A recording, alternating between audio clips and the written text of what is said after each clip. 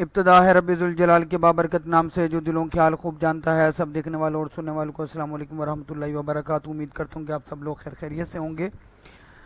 आज की इस वीडियो के अंदर GTYR और लोड्स दोनों को शामिल किया है। GTYR की पोजीशन को अगर आप देखें तो इसने डेली के चैनल के बॉटम को और आलमोस्ट वीकली के चैनल के बॉटम को भी तकरीबन 22 साढ़े 22 रुपये के आसपास टेस्ट किया और यहाँ से चल के इसने 38 रुपये 29 पैसे तकरीबन आलमोस्ट आप कह सकते हैं कि कोई 80% के आसपास आप लोगों को गेन दिया। लेकिन ये गेन एक ही झटके में इसने नहीं दिया। इसने पहले कुछ रेजिस्टेंस को अबूर किया मंथ की और वीकली की, फिर सपोर्ट की तरफ आया, प्रॉफिट टेकिंग का शिकार हुआ। फिर इसी तरह थोड़ा सा अगर आप इस जोन को देखें, यहाँ पर कंसोलिडेशन या अकोमोलेशन फेज था और यहाँ से फिर इसने तकरीबन 30 रुपये की जो सपोर्ट है उसको लेकर यहाँ से चल के फिर इसने 38 रुपये का हाई लगाया। तो जब भी कोई शेयर अपनी सपोर्ट से चलता है जिसको ये बार बार टेस्ट कर रहा होता है तो वो उसकी मंथ की या वीकली की सपोर्ट बन जाती है। और इसी तरीके से जब ये किसी मंथ वीकली या फिर मंथ की रेजिस्टेंस की तरफ जाता है तो वो इसके जो रेजिस्टेंस एरियाज होते हैं वो असल में इसके टारगेट एरियाज होते हैं और उन लेवल्स पर आपको कुछ ना कुछ प्रॉफिट टेकिंग करनी होती है। और इसकी मिसाल आप मेरी प्रीवियस वीडियोस से देख सकते हैं जिसमें मैंने फैक्टो सीमेंट का तकरीबन 126 रुपये 60 या 61 पैसे का या रफली इसके round about he target area बताया था और वो ऑलरेडी एक दिन पहले अपर कैप होकर वीकली के चैनल के टॉप को ब्रेक करके वीकली की बेसिस पर ब्रेकआउट दे चुका था। लेकिन चूंकि वो वहां पर सस्टेन नहीं कर पाया और सस्टेन ना करने की सूरत में वहां से प्रॉफिट टेकिंग का शिकार होकर फैक्टो सीमेंट दोबारा 118 पर आकर क्लोज हुआ और 4-5% की उसने प्रॉफिट टेकिंग दिखाई। तो इसी तरीके से जब भी कोई शेयर अपने टारगेट्स की तरफ जाता है तो आप लोग उन टारगेट्स को मद्देनजर रखते हुए और अपने अपने रिस्क और प्रॉफिट के हिसाब से उसमें जरूर प्रॉफिट टेकिंग किया करें।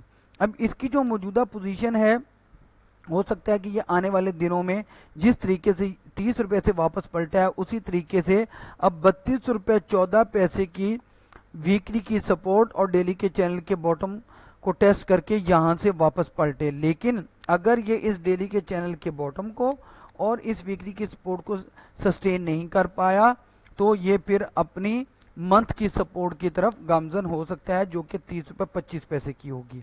यहाँ से वापस पलटने की सूरत में जैसा कि आप देख सकते हैं कि 34 रुपये की मंथ की सपोर्ट के बिल्कुल करीब इसने क्लोजिंग दिया। तो इसका जो पहला टारगेट एरिया होगा वो तकरीबन 35 रुपये का होगा, दूसरा 36 रुपये का और तीसरा टारगेट एरिया इसका 37 रुपये 29 पैसे का होगा। और आप देख सकते हैं कि ऑलरेडी इसने इस लेवल को 2-3 दफ़ा टेस्ट ज़रूर किया है लेकिन अबूर नहीं कर पाया।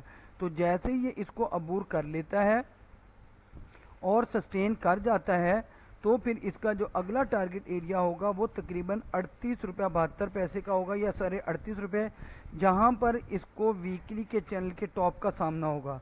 तो ये अगर वीकली के चैनल के टॉप के ऊपर सस्टेन कर जाता है तो इसके बाद ये फिर बुलिश मोमेंटम में आने में कामयाब हो पाएगा बशर्ते कि ये इसके ऊपर सस्टेन कर जाए। सपोर्ट एरियाज मैंने इसके आपको बता दिए हैं।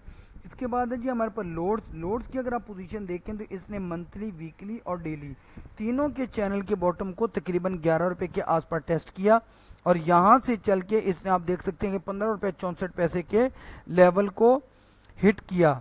यहाँ से इसने तकरीबन 50% का आपको गेन दिया और गेन देने के बाद आप देख सकते हैं कि दोबारा प्रॉफिट टेकिंग का शिकार हुआ। 15 रुपये 64 पैसे की जो मंथ की रेजिस्टेंस है बड़ी स्ट्रॉन्ग रेजिस्टेंस है। इस रेजिस्टेंस को अबूर करता है तो वीकली के चैनल के टॉप को भी अबूर कर जाएगा और इसी तरीके से ये भी वीकली की बेसिस पर ब्रेकआउट देने में कामयाब हो जाएगा बशर्ते के ये इसके ऊपर सस्टेन करने में कामयाब हो जाए।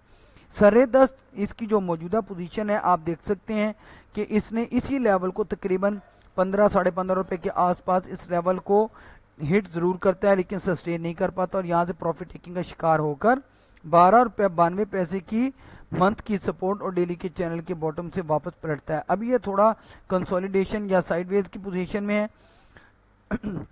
13 रुपये 68 पैसे पर इसने क्लोजिंग दी है। 13 रुपये 36 पैसे की इसकी वीकली की पहली सपोर्ट है, जबकि दूसरी स्ट्रॉन्ग सपोर्ट 12 रुपये 92 पैसे की है।